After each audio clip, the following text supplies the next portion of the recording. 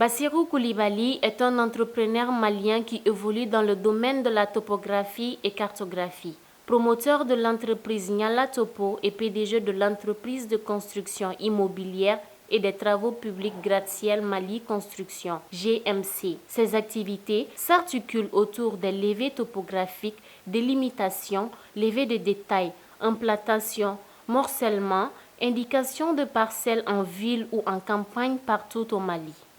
Il est également le président d'honneur du mouvement Patriotisme pour un Mali prospère, MPUP, président du club des amis Bassirou Koulibaly, CAB de Sanankoroba. Bassirou Koulibaly travaille avec une dizaine de jeunes. Bassirou Koulibaly est l'invité du jour. Bonjour à tous, bienvenue dans votre émission Grand Podium. Grand Podium est cette émission qui reçoit les opérateurs économiques, les stars, les personnes influentes et les femmes battantes. Aujourd'hui, dans ce numéro, nous nous intéressons à un entrepreneur malien qui se nomme Bassirou Koulibaly. Jeune et visionnaire, Bassirou Koulibaly est un géomètre topographe et PDG de l'entreprise Nyala Top Immobilier. Un rêve devenu réalité. L'homme est accompagné d'une équipe compétente qui œuvre sur le terrain avec dynamisme. Bonjour Monsieur Koulibaly. Bonjour madame, comment vous allez? Ça va? Alhamdulillah. Monsieur Koulibaly, Oui. Vous êtes le PDG de l'entreprise Nyala Top Immobilier. Oui. Parlez-nous de vous. Bonjour tout le monde. Moi, je m'appelle Bassirou Koulibaly. Okay. Je suis un entrepreneur de travaux topographiques et cartographiques. Je réside à Bako Djigoroni. Je suis malien, de nationalité malienne.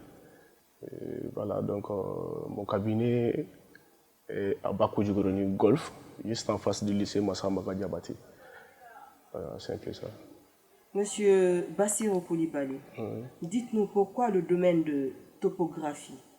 Pourquoi vous avez jugé nécessaire de vous lancer dans la topographie? Très bien. Bon, la topographie, c'est un domaine que j'ai vraiment aimé, du fond et du cœur. Je n'ai pas commencé par la topographie en réalité. Okay. Et après mon DF, moi j'ai passé dans une école professionnelle, j'ai fait la formation en dessin bâtiment. Pour vous dire que je suis technicien non seulement en bâtiment, mais après ça, c'est vraiment le domaine de la topographie que j'ai vraiment aimé depuis fort longtemps. C'est à travers une de mes tantes que je suis allé vraiment faire le dessin bâtiment parce qu'elle, elle désirait toutefois que je devienne un dessinateur. Donc quand même, je n'ai pas refusé. J'ai fait la formation. Après la formation, il y a eu des stages dans une entreprise aussi que j'ai fait 9 mois là-bas. Donc après tout ça, c'était ça vraiment la topographie qui était vraiment un domaine que moi j'ai vraiment aimé et j'ai compté vraiment coûte que coûte devenir un topographe. C'est la raison pour laquelle je me suis allé me réinscrire encore et faire la formation de topographie et aussi des stages aussi dans un cabinet des experts qui est appelé Doumbadji, Topo Doumbadji. J'ai fait 4 ans avec Doumbadji. C'est après ces 4 ans-là que je suis venu faire mon cabinet privé à moi-même. Il faut retenir que c'est un rêve qui est devenu aujourd'hui réalité. En réalité, franchement. Oui. Franchement. Chapeau à vous. Merci beaucoup. Vous êtes ce géomètre topographe. En quoi consiste le secteur de topographie? Parlez-nous un peu du secteur de topographie. Okay. La topographie, c'est un domaine qui est un peu vaste.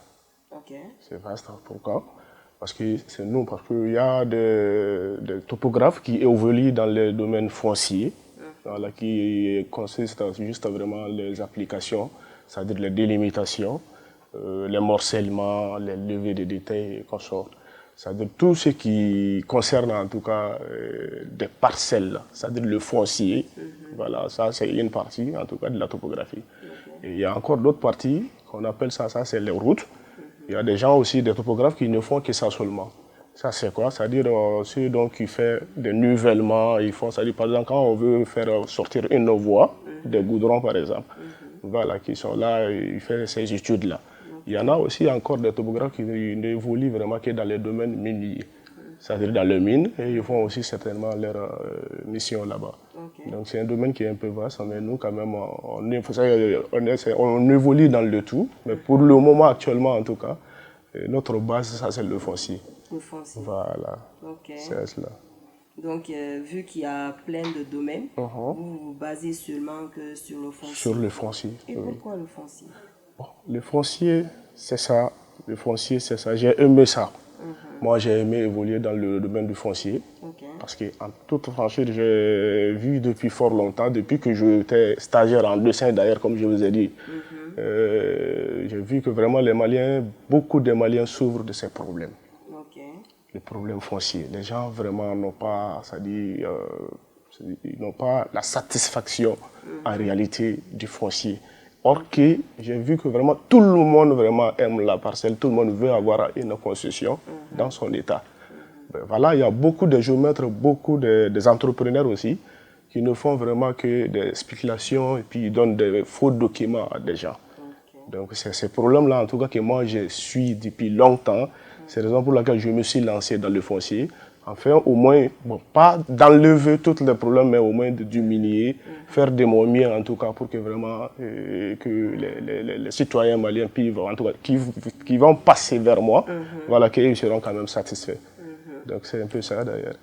Satisfaire la population malienne, satisfaire ici le peuple malien, c'est l'un des objectifs de M. Bassirou Koulibaly, qui est géomètre topographe. Monsieur Bassirou, on est toujours ensemble dans cette émission. Dites-nous, M. Bassirou, dans l'exercice de votre fonction, est-ce que vous aviez enregistré des leçons, c'est-à-dire des obstacles que vous aviez rencontrés sur le terrain? Est-ce que vous aviez pu surmonter des obstacles? Oui, c'est ça, effectivement. J'ai surmonté des obstacles, en tout cas, dans mon domaine. Mais bon, je remercie le bon Dieu.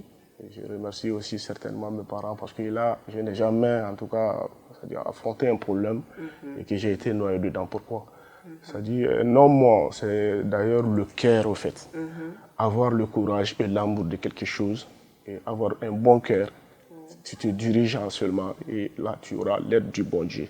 Sinon il y a eu beaucoup de trucs en tout cas qu'on a vraiment, c'est-à-dire on s'est considéré à des problèmes d'ailleurs, à des problèmes dans ces problèmes parce que c'est-à-dire quelque chose que tu fais dans la vie et que toi tu veux vraiment faire sur de bon sens et que voilà, il y a beaucoup de gens en tout cas qui ne veulent pas de ça. Ils vont toujours chercher vraiment à te mélanger, à mettre des trucs et puis voilà, à te mettre dans l'obscurité d'ailleurs. Donc il y a eu beaucoup de ces cas.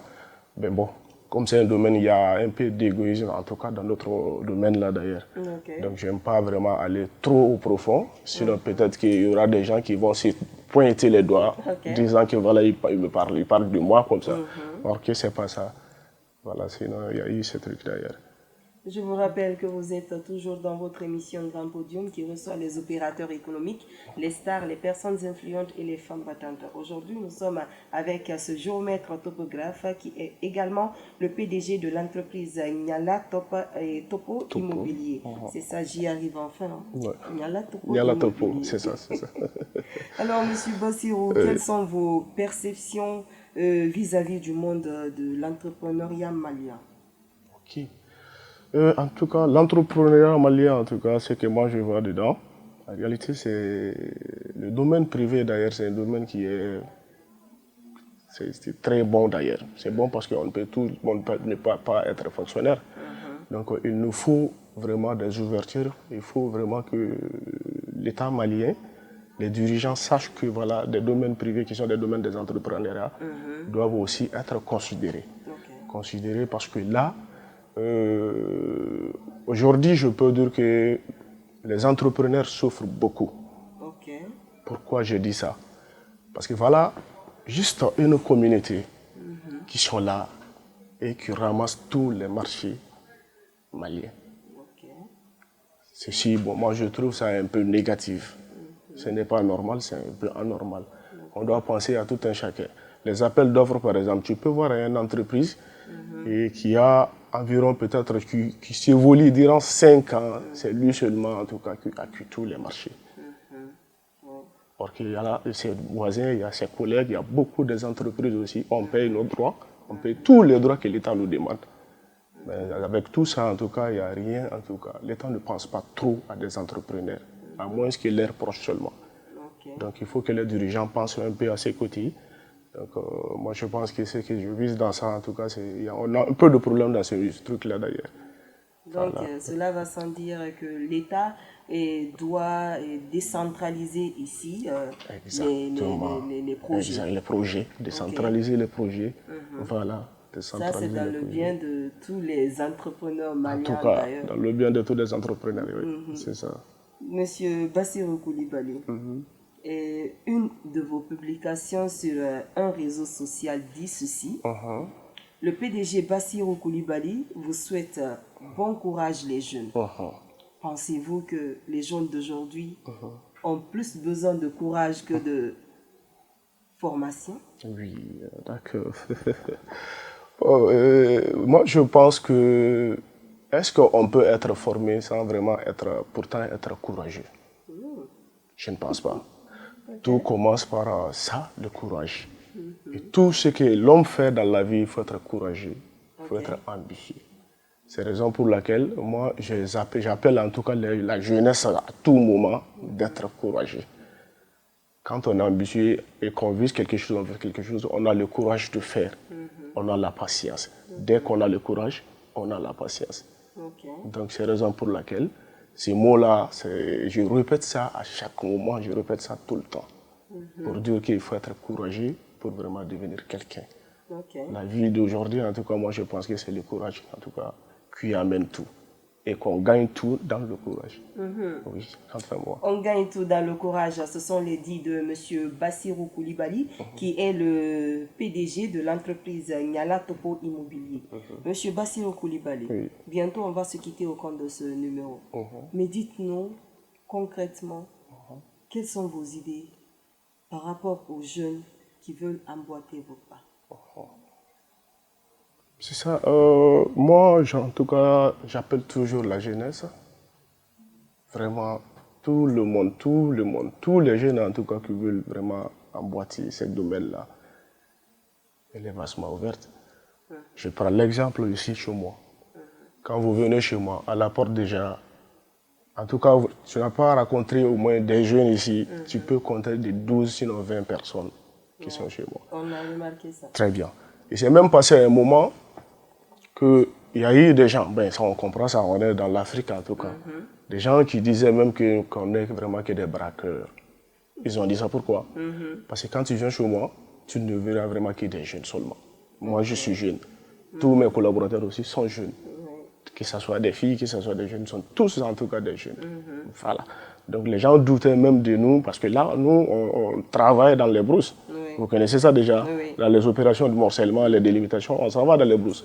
On disait même que voilà, on s'en va vraiment braquer les gens, et puis voilà. Vis-à-vis, parce que voilà, j'ai pensé à ce que vraiment, ça dit, il faut les jeunes, il faut recruter les jeunes pour préparer un avenir. Donc voilà, j'ai pensé à ça, c'est la raison pour laquelle, quand moi j'ai commencé, Dieu m'a donné la chance en tout cas de faire mon entreprise. Et là, j'ai appelé tous mes jeunes en tout cas. Les jeunes, la jeunesse, c'est la jeunesse que moi j'ai appelée. Comme je suis jeune, et j'ai pensé aussi à la jeunesse. Essayer d'évoluer avec eux pour empêcher en tout cas de faire des grains, empêcher vraiment le banditisme, quelque chose comme ça, quoi. Donc en tout cas, j'appelle en tout cas la jeunesse de venir investir comme nous. Nous, on est là, on n'a jamais refusé quelqu'un et qu'on accueille à tout moment, en tout cas, que ce soit des stagiaires qui quittent leur formation, qui viendront faire leur stage ici. Il y a eu beaucoup de cas comme ça. Et il y a des établissements qui peuvent témoigner ça. Presque tous les établissements de formation qui sont proches de nous, par exemple, CFTK, Alukone, ils viennent tous faire leur formation sur moi ici. Et là, on peut même aussi recruter ou même recevoir des gens, des jeunes aussi, qui ont en tout cas, comme je l'ai bien dit, l'amour et le courage d'exercer cet exercice-là. On les accueille ici, on les accueille, on fait des pratiques ensemble. Et après, quand les choses vont venir, on les inscrit aussi à l'école pour faire des formations là-bas, c'est-à-dire la théorie. Voilà. Monsieur Bassirou Koulibaly, dites-nous, votre métier, c'est vraiment critique. Il y a des hauts, il y a des bas, il faut le souligner. Il y a également des gens qui, comme vous l'avez si bien souligné, qui ont pensé que vous étiez des arnaqueurs. Donc, quelles sont vos perceptions par rapport à ces racontars? Quel appel avez-vous à lancer à ces personnes qui n'ont pas cru et qui ne croient toujours pas à cette entreprise? Bon, c'est ça, moi je pense que c'est, comme on dit, après la pluie, c'est le beau temps. Oui. N'est-ce pas vrai? Oui. D'accord. Donc, toute chose qui a été bien faite, comme on dit en français, le bienfait n'a jamais perdu. Jamais. Donc, je pense que là, je n'ai même pas besoin de me commenter ou dire quoi que ce soit comme commentaire. Les exercices que nous, on est en train de faire, depuis qu'on a commencé, je remercie le bon Dieu. Ce cabinet-là a toujours été ouvert du lundi au samedi, à part les dimanches seulement. À jamais, on n'a jamais fui de nos responsabilités. Et Dieu merci aussi, et il y a beaucoup encore de gens qui viennent toujours. Je veux dire que le cabinet, ça s'agrandit au fait. Okay. Ça, c'est dû à ce que nous, on fait. Donc, des gens qui pensent qu'on n'est que des arnaqueurs ou quoi que ce soit, c'est-à-dire qu'ils vont apprendre eux-mêmes la leçon sans que nous, on essaie de nous commenter. Okay. Il faut être juste passer une seule fois, faire avec nous. Okay. Là, vous aurez en tout cas les résultats. Donc, passer une seule fois pour essayer vraiment l'entreprise Niala Topo Immobilier, qui est une entreprise de référence à Bamako. Alors, c'est sur ces mots, on va se dire au revoir au compte de ce numéro. La production a été assurée par Fantastic Prod. Merci à tous de l'avoir suivi et à la prochaine.